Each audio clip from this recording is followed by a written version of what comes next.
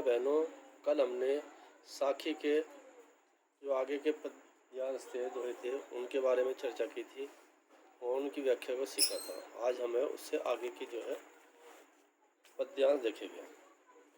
अब देख, कबीरदास जी कह रहे हैं, पानी ही ते हिम भया, हिम है गया बिलाई, जो कुछ था सोई भया, अब कुछ कहा न जाए। कबीरदास जी बता रहे हैं, आत्मा और परमात्मा के बारे में बता रहे हैं कि जो ब्रह्म है वह पानी है और हमारी आत्मा जो है वह हिम अर्थात बर्फ के समान है। तो ब्रह्मा से अर्थात पानी से बर्फ बना और जब बर्फ पिघल गया फिर से वह पानी बन गया। अर्थात जब परमात्मा से आत्मा और आत्मा से परमात्मा, पानी से बर्फ और बर्फ से पानी, तो इस प्रकार से जो है आत्मा और परमात्मा के बारे में बताया है। जो कुछ था सोई भया, जो कुछ था अर्थात वही बन गया।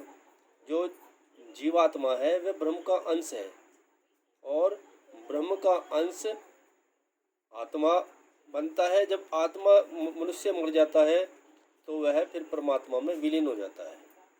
तो अब कुछ कहा नहीं, ये जो रहस्य है इसके बारे में और कुछ नहीं कहा जा सकता है। इस तरह आगे देखिए, पंखी उड़ाने गगन को, पेंड रहा परदेश, पानी पिया चंच बिन, भूली गया यह देश।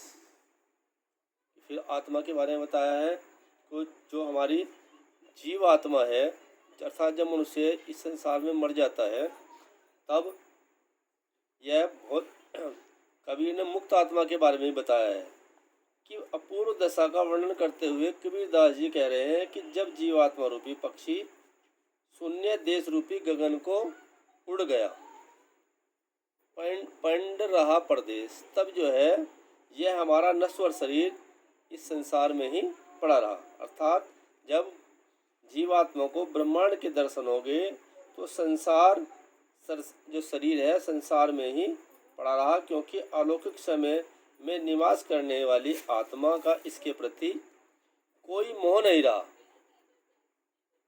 जैसे कोई पक्षी बिना चोंच के ही सहस्रसार चक्र में अमृत रूपी जल का पान करने लगा अर्थात पीने लगा हो और उसने संसार को भुला दिया हो।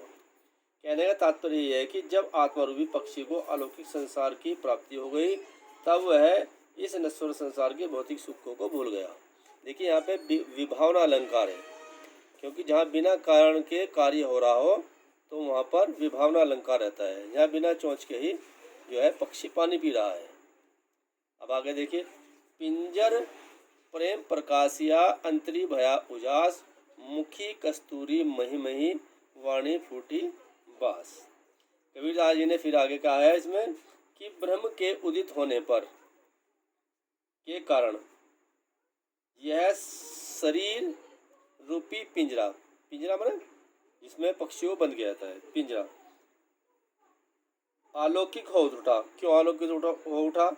और हृदय में भी ज्ञान का प्रकाश फैल गया। प्रकाशी अंतरी भया उजित, और हृदय में भी ज्ञान का प्रकाश फैल गया। इस प्रकार साधक का प्रेम अर्थात साधक का मुख जो है वह प्रेम की सुगंध से परिपूर्ण हो गया और इसलिए उसके मुख से निकलने वाली जो श्वास थी प्रभु प्रेम की सुगंध से युक्त होगी। कहने का तात्पर्य यह अभिप्राय यह है कि साधक जब साधना करता है प्रभु प्रेम की प्राप्ति हो से उसके अज्ञान का विनाश हो जाता है। जो अज्ञान रूपी अंधकार है उसका विनाश हो जाता है और उसकी वाणी में जिस प्रकार से कस्तूरी में सुगंध आती है ऐसे उस प्रकार से उसकी वाणी जो है कस्तूरी के समान ही सुगंधित हो जाती है। देखिए, कबीर की जीवात्मा जो है वह परमात्मा रूपी प्रेमी से को संबोधित करते हुए कह रही है, उनसे प्रार्थना करते हुए कह रही है, नैना अंतरी आऊ तू, ज्यों हो नैन झपे हूँ, ना हो देखो और को ना तुझे देखन देव। कि है परमात्मा रूपी प्रेमी मेरी आंखों में आकर के बस जाओ। जो हूँ नैन झपाऊँ, जब तुम मेरी आंखों में आकर के बस जाओगे तो मैं तुरंत ही अपनी आंखों को बंद कर लूँगी। ना हो देखियो और को, ना तो मैं किसी और को देखूंगी और ना तुझे देखन दे, ना ही हे परमात्मा रूपी प्रेमी मैं तुझे किसी और को देखने दूंगी। तो इसमें एक निष्ठ प्रेम के बारे में चर्चा की गई है। एक निष्ठ देखिए, कबीरा हरि रस यों पिया बाकी रही ने थकी, पाका कलश कुमार का बहुरी ने चढ़े चाकी। अब कबीरदास जी ने फिर से गाय के बारे में बताया है। इसमें कबीर कहते हैं कि मैंने ब्रह्म की भक्ति का रस इतना पिया कि मेरे सांसारिक जो कष्ट थे वह सब समाप्त हो गए, बाकी रहे न था कि संसार रूपी जितने कष्ट थे वह सभी समाप्त हो गए। उसी का परिणाम है कि सांसारिक कष्टों में होने वाली थकान नहीं होती। जिस प्रकार कुम्हार का पकाया हुआ घड़ा दोबारा चाक पर नहीं चढ़ाया था, पाका कलश कुम्हार का बहुर ने चढ़ाया चाकी, कुम्हार का पक्का घड़ा जो है दोबारा से चाक पर नहीं चढ़ाया था, उसी प्रकार ब्रह्म आनंद के दर्शन होने के पश्चात जन्म मरण में नहीं भटकना पड़ता। वह आत्मा आवागमन से मुक्त हो जाती है। बार बार जन्म लेने से और मरने से वह आत्मा मुक्त हो जाती है। देख कबीरदास की हेरत हेरत हे सखी रहा कबीर हिराए, बूंद समानी समद में सो कत हेरी जाए। अब कबीरदास जी जो है, कबीरदास जी की आत्मा अब दूसरी आत्मा को संबोधित करते हुए, तो सखियों को संबोधित करते हुए कह रही है, क्या कह रही है कि हे सखी मैं स्वयं प्रभु को खोजते खोजते, मैं हेरते हेरते मैंने खोजते खोजते उसमें खो गई हूँ। मैं निकली थी परमात्मा की तलाश करने, हेरते मैंने खोजने के लिए, परंतु अब स्वयं को खोजने की आवश्यकता पड़ गई है। मैं तो अपने अस्तित्व को ही भूल गई हूँ। मैं परमात्मा को ढूंढने निकली थी, परंतु यहाँ तो मैं अपने अस्तित्व को ही भूल गई हूँ। किस प्रकार, जो बूंद समानी समझ में, जिस प्रकार से एक बूंद जो है वह सागर में समाने के पश्चात सोकर ठहर जाए, फिर उसको समुद्र से ढूंढना, उसको समुद्र में देखना असंभव है। उसी प्रकार परमात्मा रूपी समुद्र में आत्मा रूपी बूंद का पता लगाना भी असंभव है। ये दोनों एकाकार हो जाती है। अब देख कबीरदास जी ने एक उदाहरण दिया है, कबीरा यह घर प्रेम का खाला का घर नाही, शीश उतारे हाथी करी सो बैठे घर माही। अब कबीरदास जी ने खाला का अर्थात मौसी का घर की तुलना जो है साधना के ऊपर चलने वाले साधक से की है। अब कबीरदास जी कहते हैं कि ब्रह्म का निवास स्थान उन्हीं के लिए है जो प्रेम करते हैं। वह मौसी का घर नहीं जहाँ उसके लिए अनेक प्रकार की सुख सुविधा उपलब्ध होती है। यह तो प्रेम स्थली है। और इस पर कैसे चलना पड़ता है?